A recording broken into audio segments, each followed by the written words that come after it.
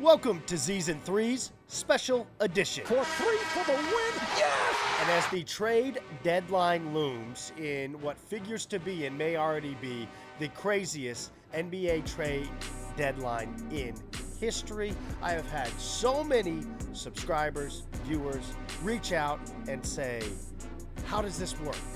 What are aprons? What does the CBA have to do with it? What is the luxury tax? Can my team trade all these players for this one player? Why did the Lakers get Luka Doncic? So here is your explainer, a one-stop shop for everything that you need to know for this convoluted CBA collective bargaining agreement and all the rules that GMs and front offices are now working through along with their ownership when it comes down to money, to building a current NBA roster. Let's get into it. Before we do, if you like the show, Season 3's, please do like and subscribe. Okay, the first thing you need to know is that the NBA has no hard salary cap. That is different than the NFL or the NHL. In the MLB, there is no salary cap whatsoever. That's why you have a team like the Los Angeles Dodgers and the New York Yankees that are able to go out and spend as much money as they would like. They do it now with deferred deals. Oh, we're talking aprons, so I put on my apron to go to work. What the NBA does have is a minimum team salary. It's $126.5 million for this year. The way that the NBA's revenue system works is that all basketball-related income, BRI, goes into a collective pot that is then split 50-50 between the owners of the teams and the players. The players see it in the form of their player contracts.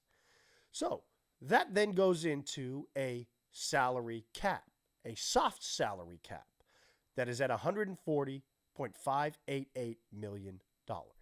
With a soft salary cap, what that means is that teams can spend as much money as they want, utilizing the proper tools, commonly referred to as exceptions. You will hear the word exception thrown out, and we are not just talking about exceptional players. Examples of those: the non-taxpayer mid-level, the biannual, a sign and trade, taxpayer mid-level. These are all exceptions that teams can use to sign players. Various methods to operate through the soft salary cap. However, there are restrictions, and this is where the term apron comes into play now, and also a luxury tax. Let's first talk about the luxury tax. Dollar for dollar, when you are over the tax limit, you have to pay back. The tax limit is $171 million for your roster. It's set at approximately 121.5% of the salary cap. What is the point? Well, if you play in a big market, a big media market, New York Knicks, think the Los Angeles Lakers, it allows deep-pocketed owners and teams to spend, but at an increasing cost, both financially in having to go dollar for dollar every time that you go over the luxury tax, along with repeater penalties, and now when it comes to roster management tools. And that's where these trades and this environment is misunderstood, with where GMs, front offices now have to utilize to build their team. What happens to those luxury tax payments? Well, first, they're aggregated, they're distributed among the non-tax paying teams that incentivizes them to pay more to their players in salary. So teams have to spend the minimum team salary at $126.5 million. But above that, they do not have to go. They are not required. But when they get luxury tax payments from the franchises that have higher player salaries, well, they can then go out and take that money to spend on players, if they so desire. On the high end, you have the Phoenix Suns. They have a payroll this season of $220 million. That means that they have a luxury tax payment of $188 million. That is nearly the entirety of their cap. This was something that their new owner, Matt Ishbia, took on when he traded for Bradley Beal. 3 max contract players you knew as a repeater in the penalty that you would have to pay, an increasingly steep luxury tax. It also shows why they had essentially 0 tools to build around Booker, Beal, and Durant. We will get into that. The Boston Celtics have built a great roster. They won a championship with it. But they are so into the luxury tax that it has forced their owners to place the team for sale. Who will be the new Celtics owner? We don't know yet. One more example. The Minnesota Timberwolves. They were slated to have a $105 million tax payment, but they have a notoriously cheap owner, possibly heading out in Glenn Taylor. He may or may not still own the team. It's being decided in arbitration court. The new ownership could be Alex Rodriguez and Mark Lore, but the impetus has been to minimize the tax payment. Hence, why the Wolves surprised everybody and traded Karl Anthony Towns, coming off a Western Conference Finals appearance at the cusp of the beginning of the season. Let's get into why. The first apron, it's set at $178.1 million. There are 5 teams currently in the first apron. The Denver Nuggets, the Miami Heat, the LA Lakers, the Milwaukee Bucks, and the New York Knicks. All of these figures and data is available. Great website called Spotrac. I will link it down below. It's a great resource if you are an NBA fan or fiend, like we all are. First restriction for first apron teams. They cannot take back more salary than they send out. What does that mean? The dollars have to match. If you want to trade a player that makes $43 million, you have to find a player that makes $43 million as well within the first apron. They can't trade a bunch of role players for a star. So how did the De'Aaron Fox trade work? Here's the example. That's why Zach LaVine and the Bulls were involved. The Bulls brought the matching dollars for De'Aaron Fox to move to the Spurs. So the Bulls moved LaVine to Sacramento. Sacramento moves Fox to San Antonio. San Antonio sends a bunch of role players back out to Chicago. What was the reward for the Bulls? Well, they get back a first-round draft pick, valuable to them, that was originally theirs. But more importantly, they have moved off Zach LaVine's contract, which was an issue for them. Dollars have to match. For non-tax teams, it can be within 125%, so you have more wiggle room to do a deal. Also, first apron restriction. You cannot sign bought-out players who have made more than the non-taxpayer mid-level exception, there's that exception again, before being waived. Here's an example. This is where it's easy to understand. The Denver Nuggets had to let Bruce Brown go to sign with the Indiana Pacers after they won a title with him. He is now on the second year of a $22 million per year deal with the Toronto Raptors and has been rumored to be a target for a buyout. What a team does is they pay out the rest of the contract, and that player is now free to sign with whomever he would like. Yet there are restrictions. The Nuggets could not bring Bruce Brown back if he was bought out by the Raptors because his deal at that figure is above the mid-level exception, which was $12 million. So do you remember when a player used to leave a team, get paid, but then they ended up not being worth that money or playing to that contract, and they somehow end up back on that original team? Yeah, not anymore. If they're making more than the mid-level exception at $12 million, they cannot be brought as a bought-out player back to a first apron team. First apron teams also cannot use trade exceptions that were created in the season prior, and they cannot do sign-in trades if it will keep them above the first apron. They also have a reduced mid-level exception in both money and length. Like I said, 8 teams in the first apron because there are 3 above the second apron. We're about to get into them. But the 5 in the first apron as of now, Denver, Miami, the Lakers, Milwaukee, and the New York Knicks. Let's talk tax bills real quick. There are 13 teams slated to have tax bills. The Pelicans, the Cavs, the Mavs, Warriors, Sixers, Nuggets, Heat, Bucks, Lakers, Knicks, Boston, the Timberwolves, and the Phoenix Suns. As stated, the enormous tax bill for Phoenix is nearly the entirety of their cap. Boston is looking at a $50 million tax bill. This is before the new deals kick in.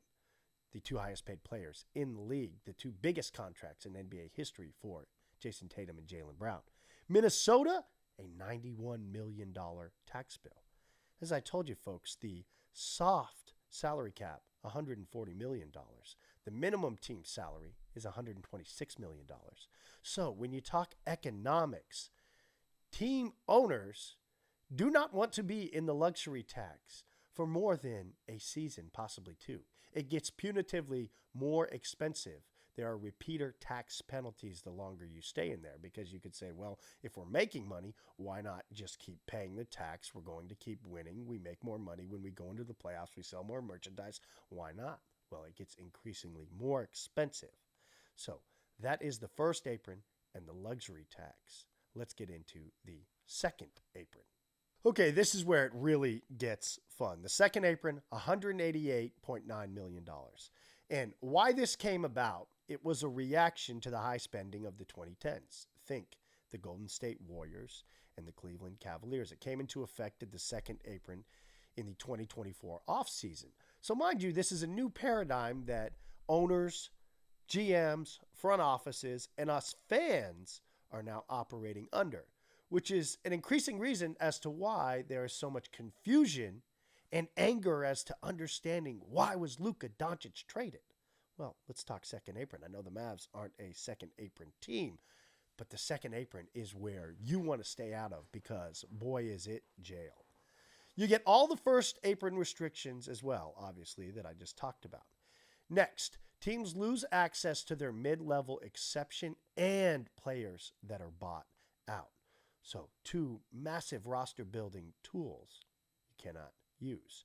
They also cannot combine multiple player salaries into trades. It has to be one player for one player, essentially.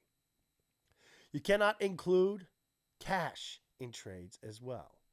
And here's where it also hurts. The first round pick, 7 years out, is frozen for use in any trades.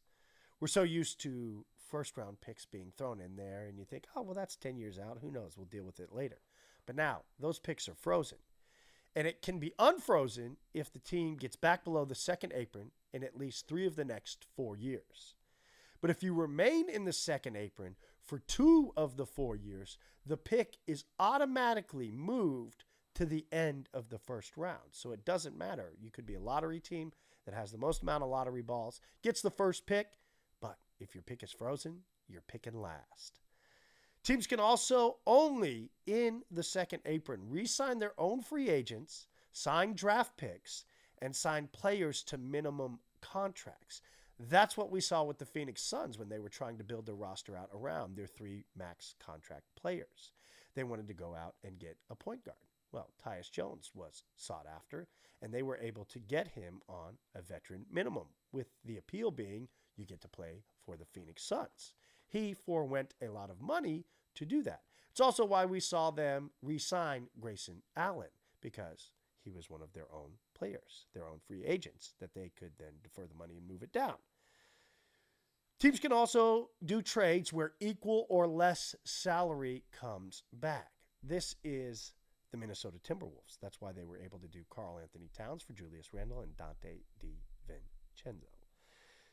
As mentioned, the teams in the second apron as of now, the Boston Celtics, the Minnesota Timberwolves, and the Phoenix Suns. You are essentially strapped to the roster that you have, so you better win with what you got if you're in the second apron. What is the objective of this all? This is the important part. It is parity without a true hard cap. The NFL has been the poster child when it comes to parity, and that is because they have a hard cap. So is this essentially a hard cap? Well, Draymond Green had some interesting words. He had a quote on his podcast. I spoke about this before. I went on a tweet storm about how dumb, stupid the CBA we were going to sign as players was. When it first leaked that we were agreeing to a deal and they released the terms, I went on this whole tweet storm. I spoke on the pod about how dumb that CBA was. And now you see Luka Doncic getting traded. Don't for 1 second think that's not also a byproduct of that dumbass CBA we signed. You put in a hard cap. The second apron It's a hard cap. And yeah, every time somebody gets up to the second apron, you can bet your bottom dollar they're going to be trying to trade out of it. And so you just saw Luka Doncic get traded at 25. That's crazy. That is a byproduct of the second apron. That's the end of the quote from Draymond Green. This is what I iterated to in my initial reaction video to the Luka Doncic, Anthony Davis trade, is that this was solely about money and financial flexibility for the franchise moving forward. Basketball continues to take a second seat to finance. As stated, NFL, they have proven that the parity model works, even if the Chiefs are on the precipice of potentially three-peating, a term that is ironically trademarked and owned by Pat Riley, who he just agreed with the Kansas City Chiefs for a licensing deal were they to win their third consecutive championship. But the NBA, they have never entered into a paradigm without big market superstar-driven dominance. There have been 6 champions in the last 6 years. The last time that happened was in the latter half of the 70s. After that, well, if you know your NBA history, Magic and Bird, to the bad boy Pistons, Michael Jordan, the Rockets sprinkled in there, then Spurs, Lakers, Heat, Warriors, dynasties with the Cavaliers, on to where we are now.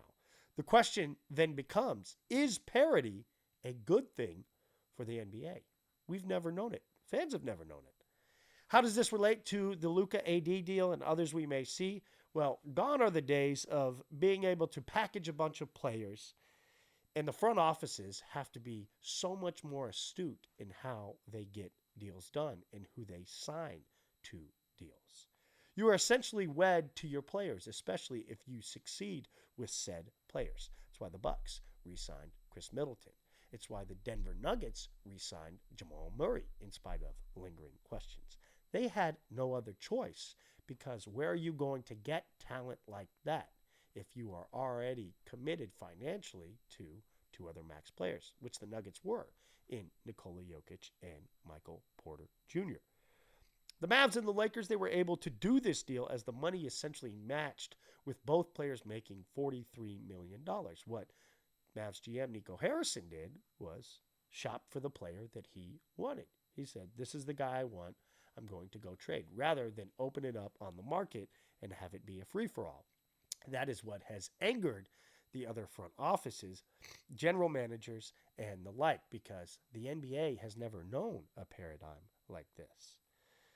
Luka was in line to sign a Supermax extension, as he had earned being a 5 first-team All-NBA player, and only the Mavs were able to give that to him, being that they were the team that drafted him.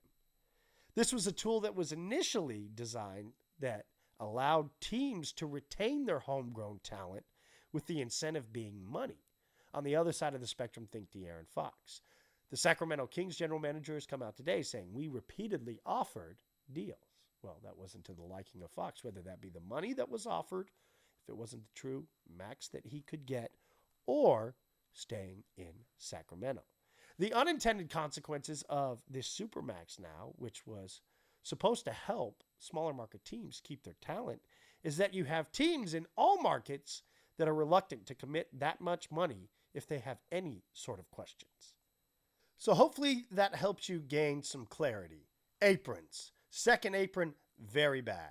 If you are there, you are paying a lot of luxury tax, and you are married to the players that you have signed to those deals. The Phoenix Suns. Bradley Beal. Why nobody wants his deal? Well, if the salary soft cap is $146 million, do you want to be paying a third of that to Bradley Beal on the wrong side of 30? That's why Beal, along with his no trade clause, one of 2 players, LeBron James being the other, is essentially unmovable. That's why the Phoenix Suns are thinking about trading Kevin Durant. There are 2 aspects of this worth further exploring as the season evolves, as this new paradigm continues to evolve. It's franchise reputation and market presence. Think Pat Riley facing off against Jimmy Butler, Heat culture. I don't think that it matters as much anymore, your franchise reputation and your market presence. People are still up in arms. Well, the LA Lakers, how did they luck into Luka Doncic? Well, they got Luka Doncic because they had a player that was of the same caliber in the eyes of Nico Harrison and made the same amount of money that they were able to do a deal. Now, does that GM and that player have a relationship? Do those two GMs have a relationship? Going back, yes, but we all know business is about relationships. I don't think that market presence matters as much as it used to. Players are increasingly understanding that they are mercenaries for the money that they make. This has been a wake-up call. Shai Gilgeous-Alexander, Devin Booker, they both spoke on the reality of the league that you can be traded at any moment. There are players still befuddled as to how this happened. But both players and owners are loyal to one thing, and that is the money. Caught up in all this? Well, it is the fan fallout. The Dallas Mavericks have essentially nuked the goodwill of their franchise with their fans with one move, trading Luka Doncic, a 25-year-old player, 5-time All-NBA coming off an NBA Finals appearance. But what it's done to the rest of the NBA world is bring into question the whole paradigm of how things actually work in the NBA. This new CBA is here to stay. The players signed to it, believe it runs through 2030. The owners are in favor of it, and now they are the ones with the power increasingly operating to make sure that the bottom line is what is maximized.